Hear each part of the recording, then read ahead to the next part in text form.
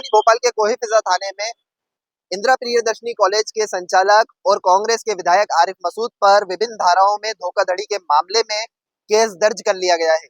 वहीं दूसरी तरफ कांग्रेस के युवा नेता मोहसिन अली खान आरिफ मसूद के समर्थन में खुलकर उतरे नजर आ रहे हैं।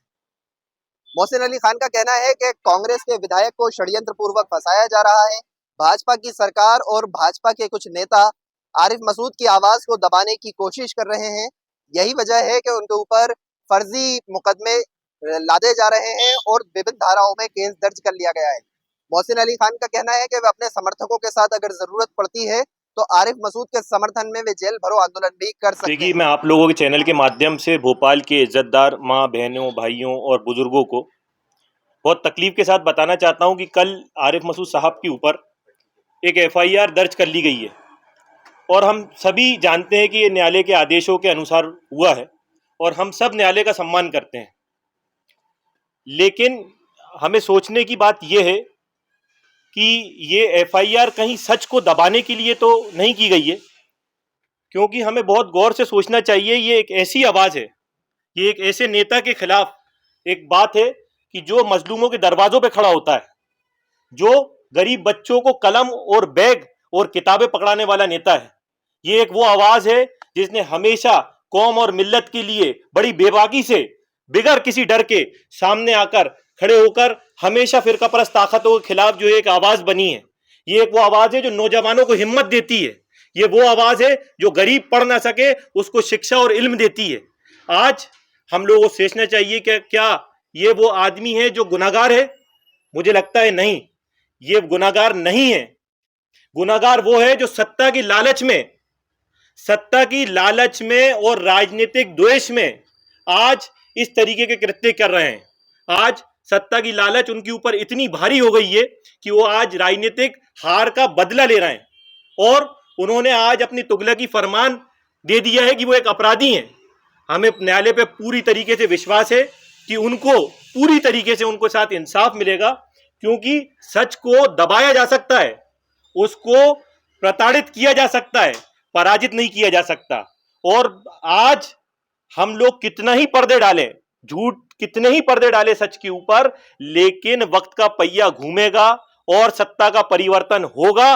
उस टाइम पे सच सच है और झूठ झूठ सामने आएगा सब। आज मैं भोपाल की आवाम को ये बताना चाहता हूं कि आज उस ताकत के ऊपर हमला किया जा रहा है। मैं आपको याद दिलाना चाहता हूं कि ये वो ताकत है जब इस काला कानून एनआरसी और सीए जैसे कानून जो मजलूम, जो गरीब, जिनके पास दस्तावेज नहीं थे, पूरे देश भर के अंदर हाहाकार मची थी इस काले कानून के खिलाफ, तो एक आवाज सर बुलंद हुई थी इसी सरजमीन के ऊपर, वो था आरिफ मसूद। आज मैं याद दिलाना चाहता हूं, जब कोविड पे लोग सड़कों पे भूखे मर रहे थे, भूख से जो लोग भोपाल से बिहार, उत्तर प्रदेश और मजदूर अपने लोग जा रहे थे, आज सड़कों और हाईवे के ऊपर हजारों पैकेटों को बांटकर कई लोगों की जान बचाई, वो आरिफ मसूद थे।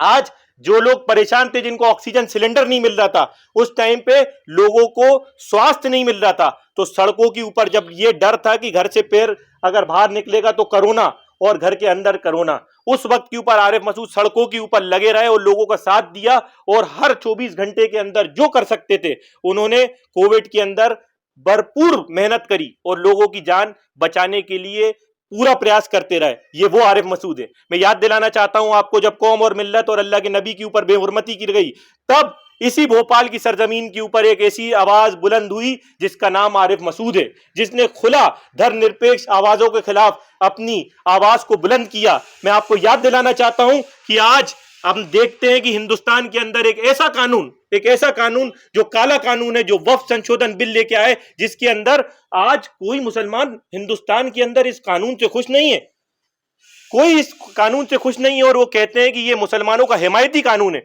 उस कानून के खिलाफ अगर कोई आवाज सर बुलंद की गई तो मैं कहता हूं कि वो आरिफ मसूद है।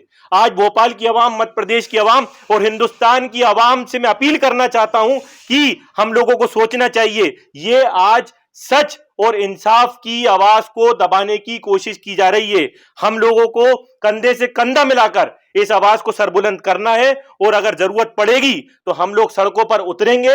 अगर जरूरत पड़ेगी तो हमें पूरी उम्मीद है कि न्यायालय से हमको इंसाफ मिलेगा, नहीं तो संवैधानिक तरीका हमें जो मिलता है उस लड़ाई को हम आगे लड़ेंगे और उनके साथ कंधे से कंधा, सीना बस सीना लगा के बशाना होकर हम उनके साथ खड़े रहेंगे।